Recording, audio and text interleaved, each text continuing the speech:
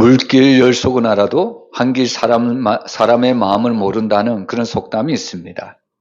근데 문제는 뭐냐면 이 사람의 마음이 시시각각 변하는데 그 마음에 그 사람의 문제가 있다는 겁니다. 그래서 때로는요, 우리가 다른 사람을 믿지 못한다 이렇게 이야기할 때도 있지만 정말로 믿지 못하는 것은 나 자신의 마음입니다. 여러분 정말 나 자신의 마음을 보세요. 정말 우리 자신의 마음을 보면요, 하루에도 얼마만큼 마음이 시시각각 변하는 줄 모릅니다. 그래서 저는 때로는 어떤 게 은혜가 되냐면 나 자신을 믿을 수 없다는 그 자체가 나에게는 참으로 큰 은혜로 다가올 때가 많습니다. 여러분 내 자신 한번 정직하게 보세요. 정말 내가 믿을 만할까요? 내가 정말 신뢰할 만합니까? 정말 내가 무너질 수밖에 없고 내가 정말로 절망할 수밖에 없지만 그럼에도 불구하고 하나님이 여전히 나를 붙드시고 나를 사랑하시기 때문에 정말 내 모습을 보고 내가 기뻐하는 것이 아니라 정말 나를 붙드시는 주님이 계시기에 나는 날마다 기뻐하며 감사하며 살아갈 수가 있습니다. 여러분 오늘 우리가 읽었던 이 히브리서 본문이 바로 그런 하나님께서 우리를 붙드시는 그런 말씀을 우리에게 주고 있습니다. 여러분 우리가 신앙생활을 오래 하다 보면 말씀보다 자기 내면의 소리, 자기 마음의 소리가 훨씬 더 크게 들려올 때가 있습니다.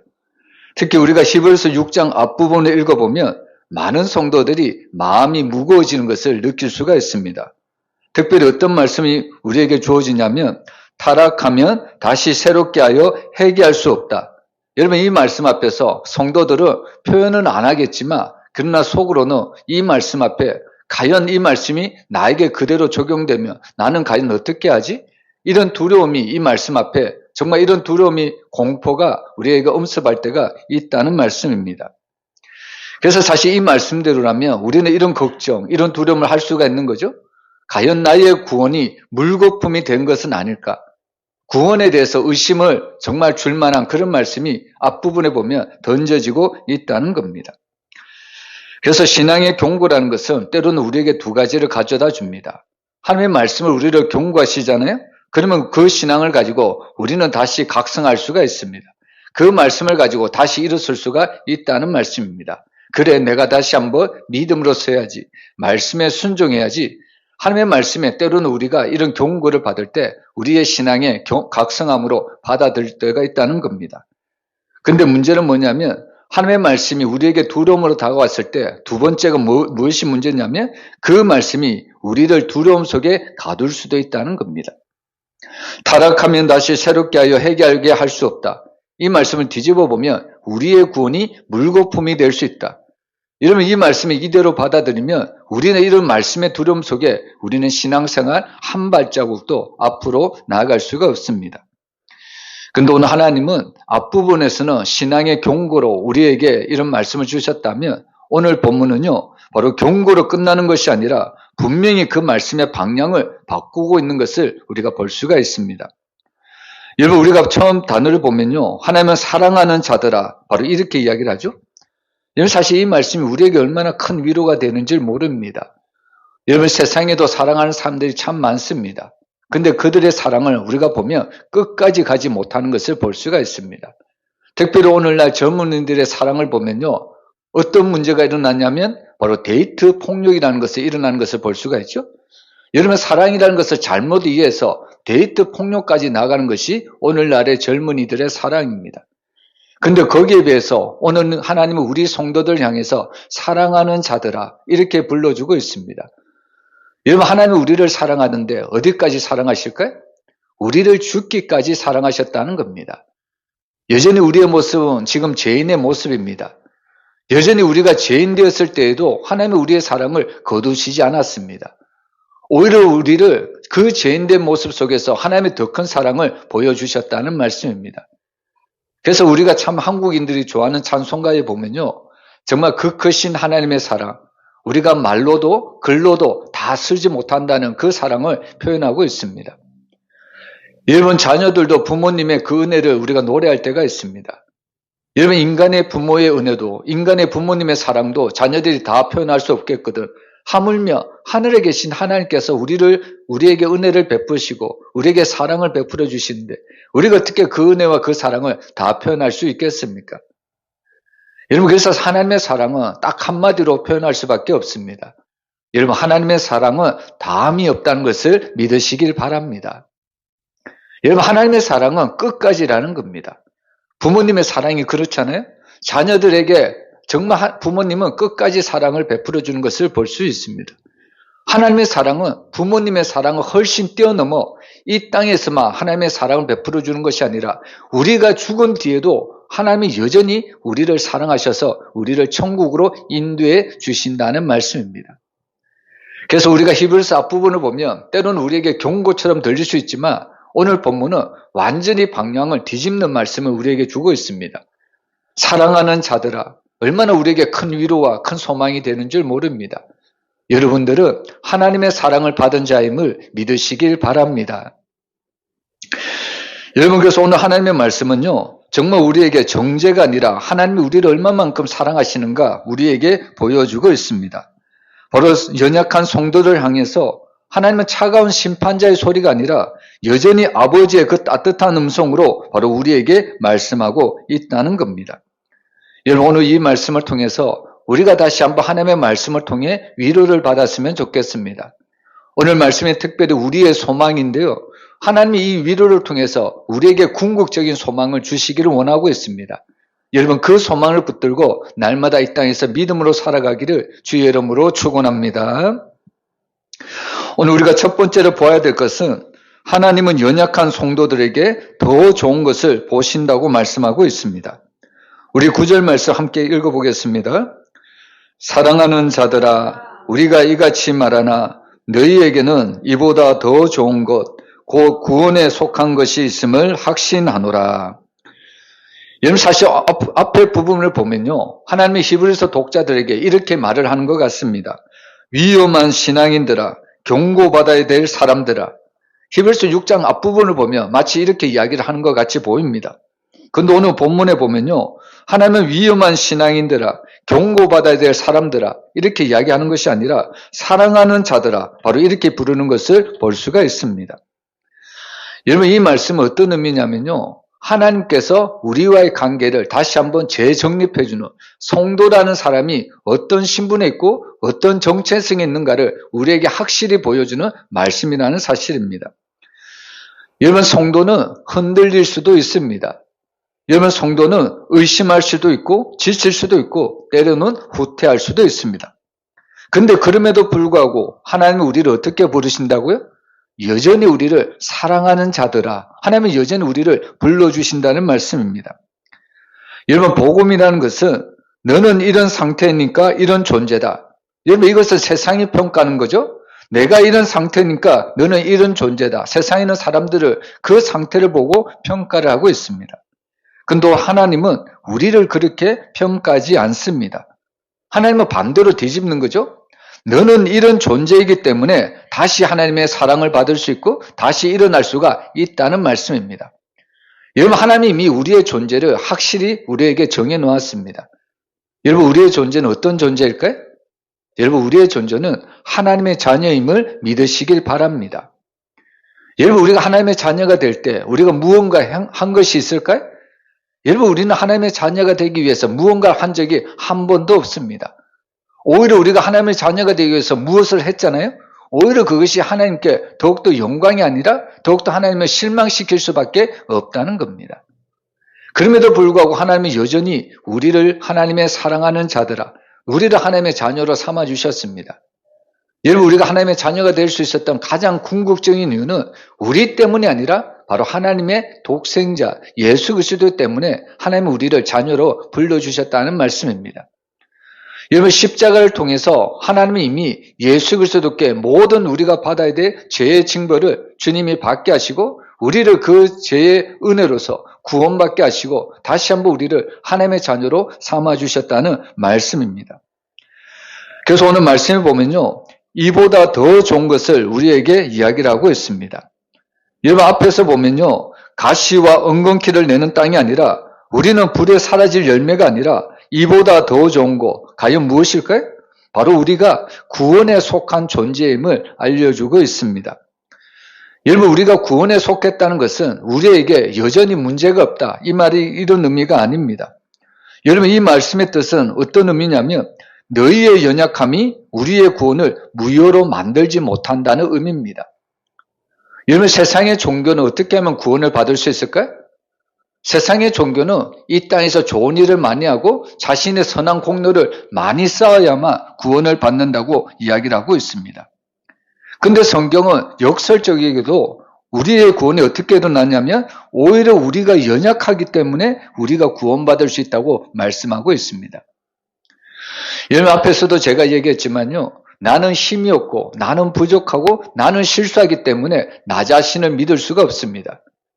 결국에 나 자신을 믿을 수 없다면 우리는 누구만을 붙들어야 될까요? 결국에 영원토록 변하지 않는 예수님만 붙들 수밖에 없다는 말씀입니다.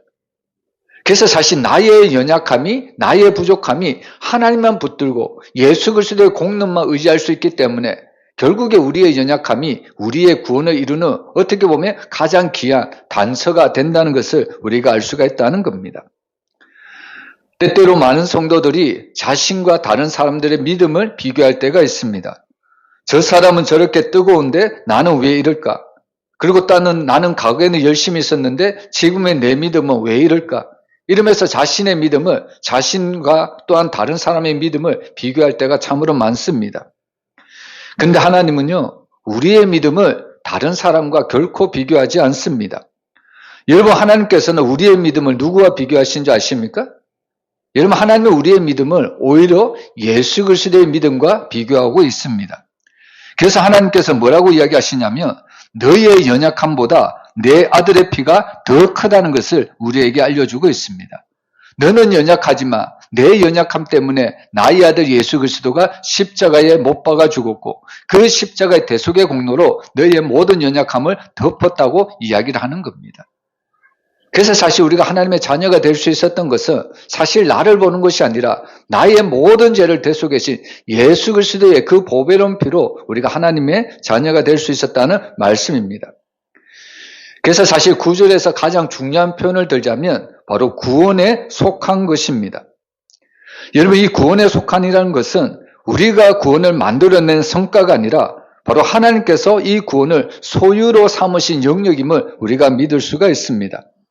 달리 말하면 성도라는 사람은 우리가 잘해서 구원 안에 들어온 사람이 아니라 우리는 이미 하나님의 은혜로 구원받은 그런 사람이라는 말씀입니다. 그래서 때로는 우리가 연약하고 때로는 우리가 부족해도 결코 하나님은 우리의 구원을 거두어 가시지 않는다는 말씀입니다. 그래서 오늘 히브리서 기자는 우리는 구원에 속한 줄로 바로 확신한다 이렇게 이야기를 하는 거죠. 여러분, 이 말씀은 성도들이 구원에 확신한다는 의미가 아닙니다. 그들의 태도나 그들의 열심, 그들의 결신에서 나온 확신이 아닙니다.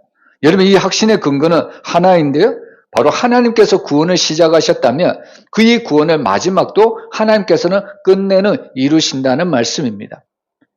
우리가 수요일마다 요한계시록 말씀을 듣죠? 그 요한계시록에서 자주 등장하는 말씀이 수고처럼 나오는 문장이 있는데요. 나는 알파와 오메가다. 무슨 의미일까요? 이 알파와 오메가는 처음이요 끝이다 이런 단어죠. 그리고 그 의미 속에는 더 깊은 의미가 담겨져 있습니다. 하나님이 시작하셨으면 하나님이 반드시 끝을 낸다는 겁니다.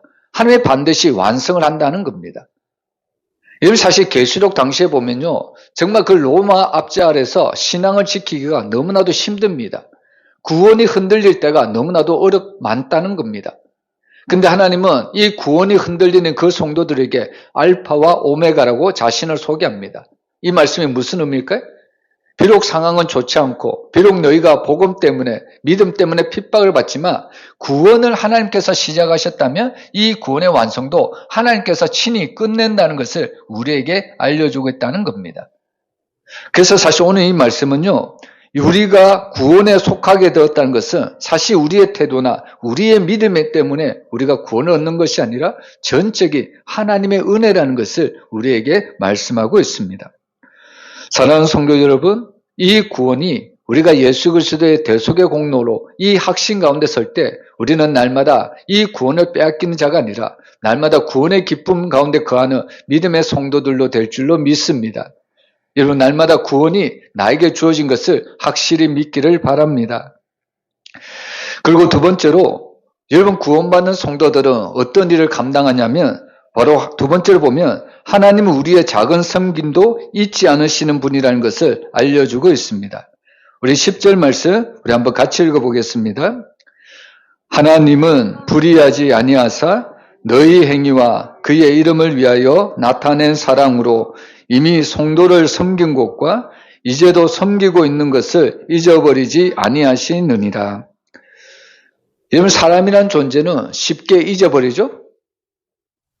제가 주일 오전 예배도 말씀을 드렸지만요, 사람은, 은혜는 어떻게 보면 돌에 새겨야 되는데 물에 새기고요, 그리고 원수는 물에 새겨야 되는데 돌에 새길 때가 참 많습니다. 잊어버려야 될 것을 잊지 못하고 잊지 못할 것을 잊지 말아야 될 것을 잊을 때가 너무나도 많다는 겁니다. 여러분, 사람의 특성을 보면 종종 많은 것을 잊어버립니다. 그 가운데 나에게 도움을 주고 은혜를 베풀어 주신 것에 대해서 잊어버릴 때가 참으로 많습니다. 그렇게 되면 어떤 일이 발생하냐면요, 바로 수고는 당연한 것으로 여기고 섬김은 시간이 지나면 사라져 버린다는 이야기입니다. 특히 여러분, 교회 안에서 보면요, 눈에 띄는 사역보다 눈에 보이지 않는 섬김이 교회 안에는 훨씬 더 많습니다. 교회 안에 보면요, 말없이 총사하는 손길들이 있고 이름 없이 기도하는 무릎들이 있고 또 상처받아도 교회를 떠나지 않고 지켜지는 인내의 믿음이 있습니다. 여러분, 이 모든 것이 너무나도 중요합니다. 근데 중요한 것은 이런 헌신들을, 이런 섬김들을 사람들은 가끔씩 잊어버린다는 이야기입니다. 그래서 때때로 사람들이 힘들어하는 이유가 내가 굳이 이런 일을 해야 될까? 누구도 나의 섬김에 대해서 알아주지 않는데 내가 왜 이렇게 크게 봉사를 해야 되나? 이렇게 사람들은 자기의 섬김에 대해서 어떻게 보면 지칠 때가 너무나도 많습니다. 근데 오늘 하나님은 분명히 우리에게 약속을 하고 있죠? 오늘 하나님은 뭐라고 이야기하십니까? 하나님은 불의하지 아니하사라고 이야기하고 있습니다. 여러분, 여기서 놀라운 것은 오늘 하나님이 기억하시는 것이 하나님의 의로움과 연결이 되어 있다는 말씀입니다. 여러분, 하나님이 우리의 섬김을 잊으신다. 그러면 곧 그것이 하나님이 어떻게 된다는 걸까요? 하나님이 우리의 섬김을 잊어버린다면 하나님께 그것이 곧 자신에게 불의가 된다는 것을 우리에게 말씀하고 있습니다. 결국에 이 말씀을 뒤집어 보면요, 하나님은 우리의 작은 섬김이라도 결코 잊지 않아야 하신다는 것을 바로 이런 표현으로 쓰고 있다는 말씀입니다. 여러분, 결국 오늘 우리가 정말 하나님의 은혜로 구원을 받았다면 구원의 조건으로 섬기는 것이 아니라 바로 구원의 그 기쁨의 열매로 우리가 섬긴다는 것을 우리에게 말씀하고 있습니다.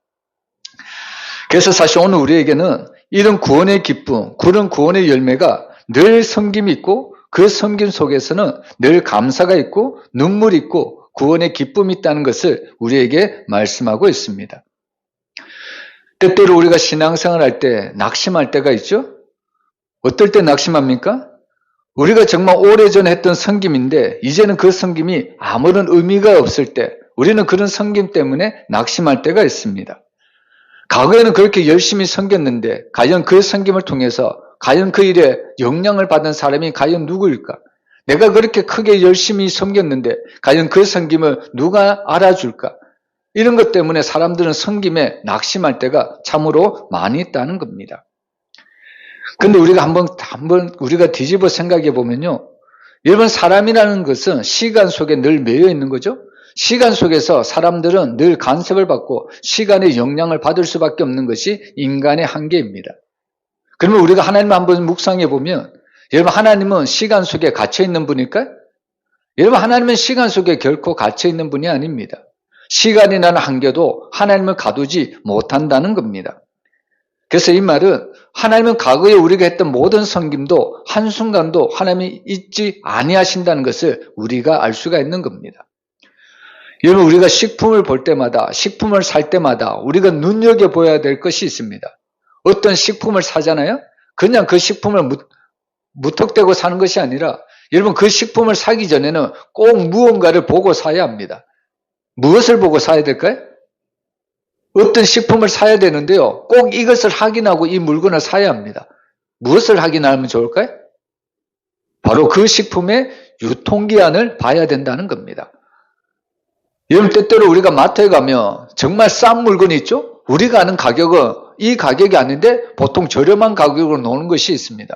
그러면 사람들은 웬 행제냐 하면서 그 싼 물건을 많이 담는 것을 볼 수가 있습니다. 여러분, 산 것에는 그 나름대로 이유가 있다는 겁니다. 왜 쌀까요? 유통기간이 다가가기 때문입니다. 여러분, 이처럼 사람이란 존재는 늘 유통기한이 있거든요. 근데 하나님의 은혜는, 하나님의 말씀은 유통기한이 있을까요, 없을까요? 여러분, 하나님의 말씀은 유통기한이 없음을 믿으시길 바랍니다. 여러분, 구약의 말씀 있죠? 그러면 구약의 말씀은 누구에게 주셨나요? 여러분, 일단 구약의 말씀은 구약의 백성들에게 주신 말씀입니다. 그러면 그 구약의 말씀이 신약의 성도들에게는 전혀 상관이 없을까요? 아니, 오늘을 살아가는 현대인들에게는 구약의 말씀이 필요 없습니까?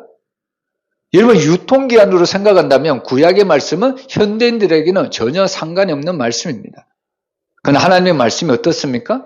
구약이든 신약이든 그 모든 성경이 하나님께서 우리에게 구원을 주시는 충분한 말씀이라고 오늘 디모데서를 통해서 우리에게 가르쳐주고 있습니다. 그래서 사실 하나님의 말씀은 유통기한이 없습니다. 여러분, 이 구약과 신약을 시간적인 관점에서 보면 우리는 이 말씀을 믿을 수가 없습니다.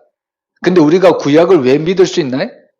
구약이나 신약이나 이 말씀을 우리가 시간적인 관점에서 믿는 것이 아니라 구약은 하나님께서 주신 말씀, 신약도 하나님께서 주신 말씀으로 우리가 믿기 때문에 우리가 구약이든 신약이든 그 약속의 말씀을 믿고 우리가 그 말씀대로 살아갈 수가 있다는 말씀입니다. 그래서 오늘 하나님께서는 정말 우리가 과거에 섬겼던 그 작은 섬김도 우리를 잊지 않으시고 그 섬김을 반드시 기억한다는 것을 우리에게 말씀하고 있습니다. 그리고 10절 후반부를 보면요, 이미 성도를 섬긴 것과 이제도 섬기고 있는 것을 잊어버리지 아니하시느니라 분명히 말씀하고 있습니다. 그래서 사실 오늘 우리가 교회를 위해서 또 주님의 나라를 위해서 지극히 작은 것을 하나 섬기는 것도 하나님께서는 기억을 하신다는 말씀입니다. 여러분, 때때로 제가 이제 연합별 전도팀에 소속이 되어서 노방전도를 할 때가 있잖아요. 여러분, 그때 보면 참 놀라운 일이 일어났는데요. 믿지 않는 사람들이 복음을 순순히 듣고 또 기도를 받고 복음을 영접할 때도 참 놀라운 장면이기도 하지만 어떨 때는 믿는 성도들이 자신은 그렇게 하지 못하는데 앞장서서 일하시는 이런 모습들을 보면서 도전을 받는다고 자기가 돈을 들여서 뭐 마실 거, 또 뭐 따뜻하게 할 거, 이런 것들을 사가지고 전도하는 분들을 접대하는 것을 가끔씩 보게 됩니다. 사실 우리가 이 땅에서 섬기는 거, 지극히 작은 것을 섬기는 것도 사람들에게도 영향력을 주지만요, 하나님께는 더 큰 은혜로 우리에게 다가올 수가 있다는 말씀입니다.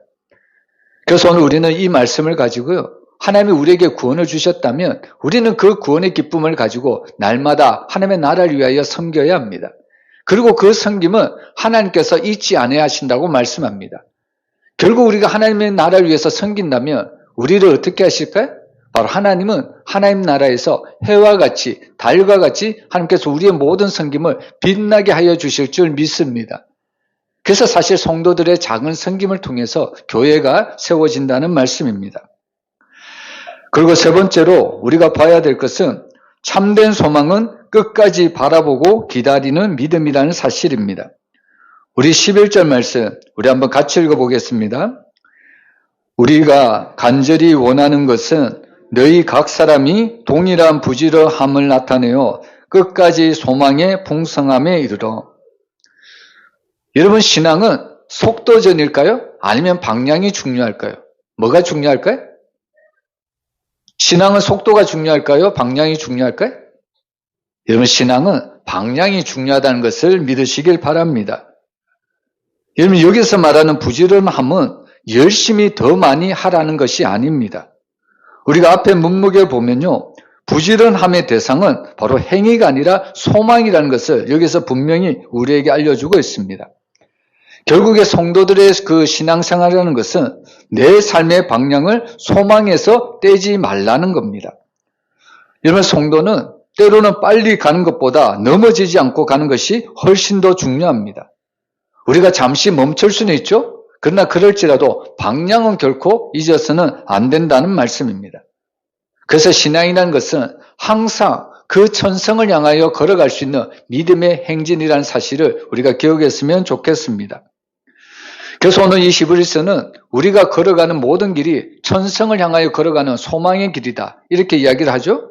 그러면서 그 천성을 향하여 걸어가는 소망의 길에 너희가 끝까지 해내라, 이렇게 이야기하는 것이 아니라 끝까지 이르기를 원하고 있다고 우리에게 간곡한 말로 표현을 하고 있습니다. 여러분, 이 말씀을 통해서 우리가 알 수 있는 것은 성도의 신앙은 내가 끝까지 붙잡고 가는 것이 아니라 하나님께서 그 천성까지 끝까지 데려가신다는 것을 우리가 이 말씀을 통해서 알 수가 있습니다. 그래서 여기서 끝까지 간다는 말은 자기 의지의 승리를 뜻하지 않습니다. 여러분, 끝까지 이룬다는 말은 결국에 하나님의 신실하심을 표현하는 말씀입니다.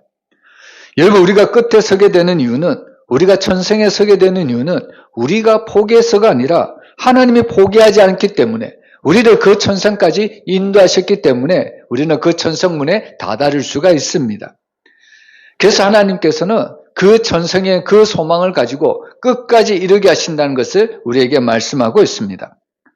그러면서 오늘 하나님은 우리에게 신앙생활 할 때 또 중요한 포인트를 하나 이야기하는데요.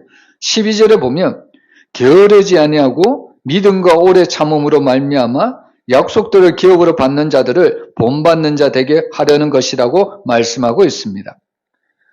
여러분, 오늘 하나님께서는 우리 성도들에게 귀한 그 교훈을 하나 주시는데, 바로 신앙생활 할 때 너희는 게으르지 말라는 겁니다.